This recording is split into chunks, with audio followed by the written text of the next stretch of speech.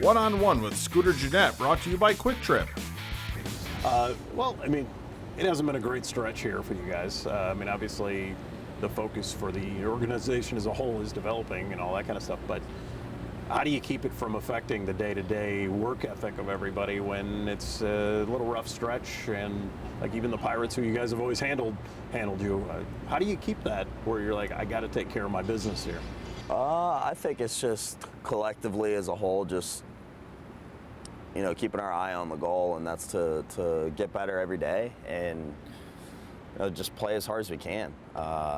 It seems like when things are going bad, certain situations like last night, the ball I fouled off my foot, and I get called out. Like, it seems like things kind of snowball when things aren't going too good, and I think that's what's been going on for the past week or so.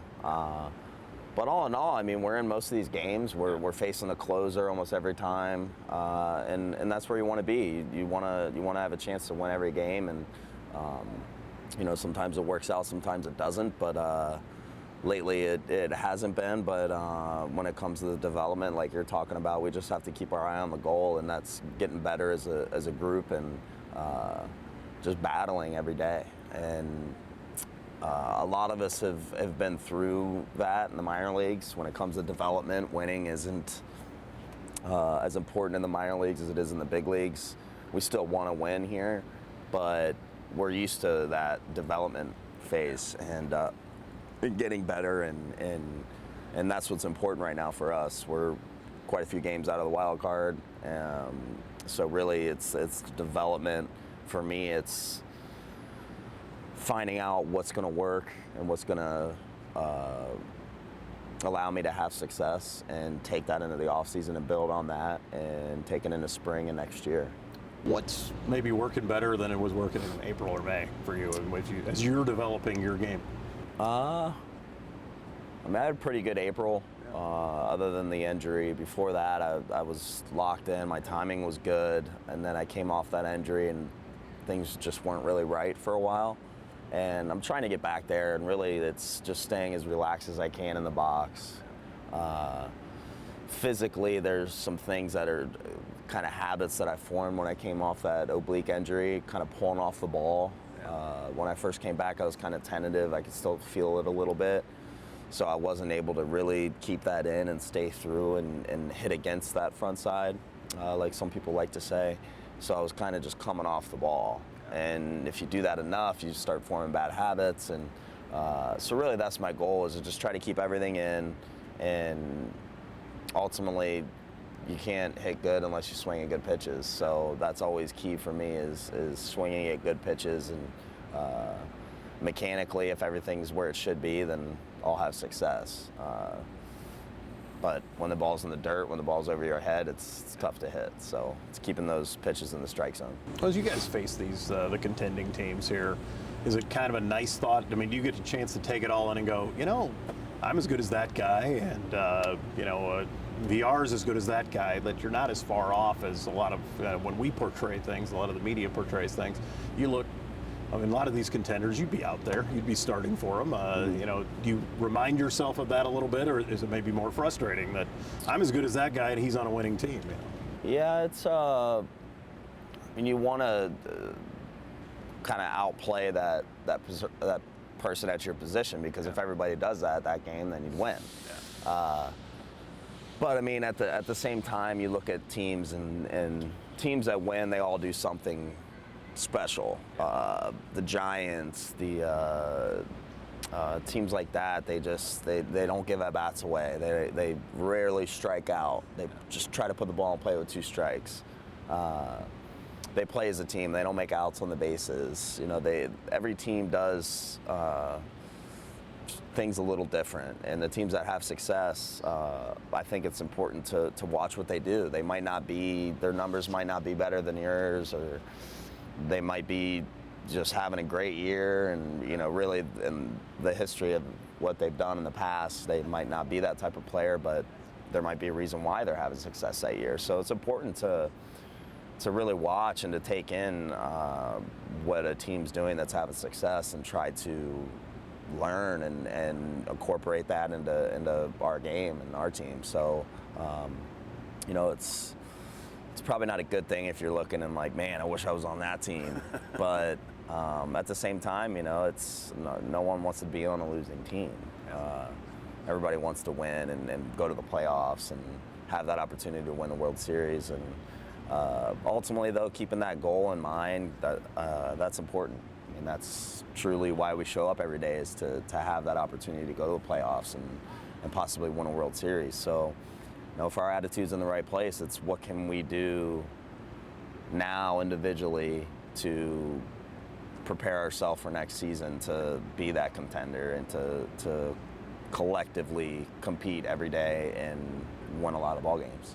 Who, when you're watching them, and you probably got a little fandom in you as you watch somebody that maybe you're playing, you're on the bench and you're able to watch somebody, who on another team kind of blows your mind? Like when you're watching, that guy just hit a pitch that I'm not sure 3 guys in the league could hit, and he hit it out of the park. I mean, is there somebody that when you're watching, you stop and you go, yeah, I got to see him play. I don't want to beat him, but I got to see him. There's a couple guys. I mean, Arenado's an unbelievable player. He's a young guy that, just every day he does something special, whether it's on the defensive side, offensive side.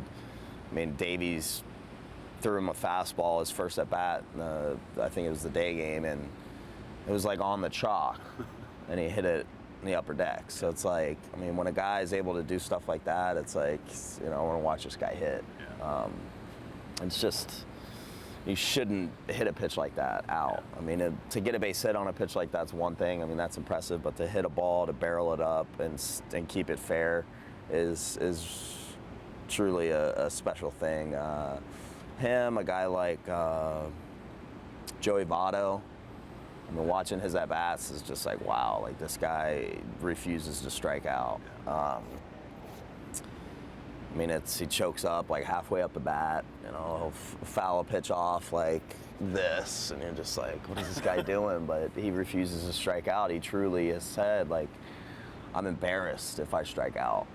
Yeah. And that's just something that is that's special nowadays, because the striking out is almost like accepted now by a lot of guys. Like, oh, well, he's just a really good pitcher. It's like, with that attitude, you're going to strike out a lot. Yeah. And Joey Votto with 2 strikes, I think his average is around like 230, and the league average is probably 150. Yeah. So, that's where you can really see at the end of the year why he has success and why his numbers are so good and why he's so valuable. Mike Trout, obviously, we don't really play him a whole lot, but watching him play is impressive. Just what he's able to do physically every day. Steal bases, jump 30 feet in the air and rob home runs. And obviously he's a really good hitter. And there's quite a few players that are impressive at this level. These guys are the best in the world, and there's some pitchers out there like Carlos Martinez, who's 92 to 100 with a 85 to 90 mile per hour slider that starts moving at the cut of the grass. And then you look at him on the offensive side, and he's hitting 255. If he doesn't hit a ball good, he's real pissed. And just a freak athlete.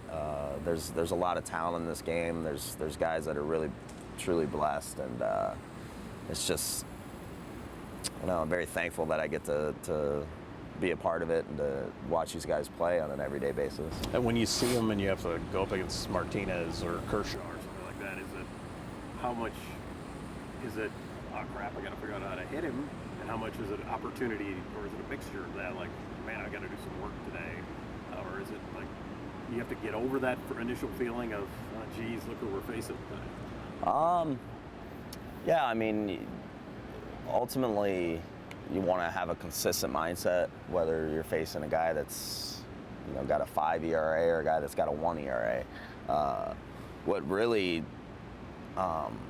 frustrates guys is when you give at-bats away or you get out on a guy that you're supposed to have success on. Yeah. And I think that's the mindset of, like, you get up there, you're like, oh, this guy isn't very good. Like, I'm going to, hit a home run here. I'm going to do really good today. And you just aren't as locked in as you are in a guy like Carlos Martinez. it's almost like a respect thing. Like, oh man, this guy's really good. I need to bear down and really focus. And then it's like you're having good at bats. You might not get a hit or whatever, but like yesterday, my first at bat, swung at a pitch. I was up a little bit, strike two, and he threw me a good slider, kind of tip your cap deal. And then my second at bat, I gave that one away. I tried to bunt a pitch. I was off the plate. And then he threw me like a 98-mile-per-hour fastball that I wasn't really expecting and fouled that off. And then I don't know what I did. I think I struck out again. And then my third at bat, I had a good at bat, swung at good pitches, got myself in a hitting count, threw me a changeup, stayed on it. I was really locked in that at bat, and it's like I need to do that against everybody. Yeah. So I mean, it's kind of goes both ways. You want to have success against those guys that are the best in the game. So you're like, oh man, I can hit this guy. Yeah. But at least for me, I need to have that attitude against everybody. Like, this guy's the best in the game, or this guy's the best I can face right now, just to put myself in that mindset that I need to focus as good as I can. Bless you. Thank you. Nice job fighting off the moth. Yeah, that thing was huge. You're a brave man. Having these guys coming soon, the September 1st call-ups, we don't know who all they're going to be here. Mm-hmm. Is there curiosity? I mean, obviously, like Junior's coming, his back, and all these, there's a few of those guys. You're not going to get all the prospects coming up, but just is it like a little lifeblood kind of thing when these guys they'll be a little more wide-eyed coming in? It's kind of cool for you guys to see. It is cool. It's kind of refreshing.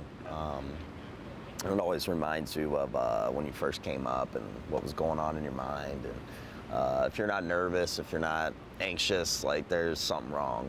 You must not care, or there's something wrong with you. You need to be checked in a facility or something like that. So it's great to see. It brings a good energy. The season's so long. It's 180 days, and whenever you get an opportunity to get a new guy in the clubhouse, to share that excitement with them, it makes the day go by faster. So ultimately, September for me has always been a pretty quick month, just because new faces, new energy, fun stuff like the rookie dress-up day. Yeah. We got fantasy football coming up soon, so we got some things that'll kind of get our mind off of the long season and the year coming to an end. What was when did you know you were right for this game, the big league part of things? Like, when you got up, you were probably a little wide-eyed because you're excited, Mm-hmm. but then it becomes the business of staying. When did you kind of know that, oh man, I can handle this job? Probably after when I got sent down. It was tough because my average was getting higher. I was getting more comfortable, and then they sent me down. It was more of probably more of a business move than anything at that time. But when I got sent down, just the mindset that I had when I got sent down was, okay, I get it. I'm gonna just stay focused. I'm gonna do the best I can, and I had a good head on my shoulders, and I realized then that I'm going to get another opportunity to play in the big leagues, and when I do, I'm just going to keep doing my thing. And so probably when I got called up after getting sent down was when I really knew that I could do this, I could stay here, as long as I just get better and have that mindset and just not take things for granted, because at any time they could send you down or trade you, or you could get hurt. This life in the big leagues could come to an end, come to a halt, or life could completely change. So I think just not taking things for granted and working hard every day and trying to continue to get better is ultimately the right mindset. And it's worked for me in the past and has worked this year, and just having that attitude gets you through some rough spots. Yeah. You're not going to get 2 hits every day. For a while there, I think I had like a month where I hit like 150, and just that mindset of showing up, knowing like this is going to last forever, gets you through those tough times. And we want you guys, because the rivalry thing, people in town here, they have kind of a hatred for the Cardinals and the rivalry with the Cubs. They don't like you guys talking respectfully of these guys. They want you to hate them too. Do you play better if you can't stand a guy over there? You want to beat him so bad, or would it affect? I mean, there's probably guys out there that you're not a big fan of them as a human being. What you got to play against? Yeah, I think that's what you want. You want that team to press and to be like, oh man, we really want to play good today so we can beat them. I think that adds not pressure, but it just makes you press. It makes you try to do something that maybe you don't have the ability to do. Yeah. So really, I think the rivalries and stuff, it can be good and bad. I mean, having that energy to, oh man, I'm going to play 100% today is good, but to try to, hit a home run, try to hit a 3-run home run with nobody on base is tough. So, I mean, we realize that the fans don't really like those teams, and we get a kick out of it. I mean, we enjoy it. But I think most of us, I mean, it's just another team that's in our way at the time, and we gotta do business. We gotta take care of them and beat them, and I think that's the right mindset to have against us, especially against the rivalry teams. Which guys do you hate? Feel free to use names. I don't hate too many people, man. My mom always used to say, hate's a harsh word. I don't like when guys disrespect other people or the game. Yeah. That doesn't sit well with me. It doesn't sit well with a lot of our guys on our team and a lot of guys in the game. I mean, the game's so much bigger than just a certain individual, and some guys don't think that way. And usually those are the guys that play for 30 teams in their career and might have a shorter career than they should have because of just their attitude and their kind of disrespect towards their game or their teammates. And that's something that I'm big on, that a lot of guys in our clubhouse are big on, is playing the game the right way. I mean, if you hit a pop-up, don't walk down to first or jog down to first, unless someone's on first base, then you have nowhere to go. But run it out. I mean, there's kids in the stands that are watching, that are gonna do what you do. So it's important to play hard, play the game the right way, and at the end of the day, if you do that, I mean, there's no regrets. Play 100% and play the game the right way, and no one will ever have a problem with you. And that's probably the biggest thing for me is, I don't know if I hate it, but it's something that doesn't really sit well with me when guys disrespect the game. When we stop rolling, you'll tell me who you hate, right? Yeah, of course. Let's stop rolling so I can find out. That's good. All right. Watch the complete interview on my24milwaukee.com.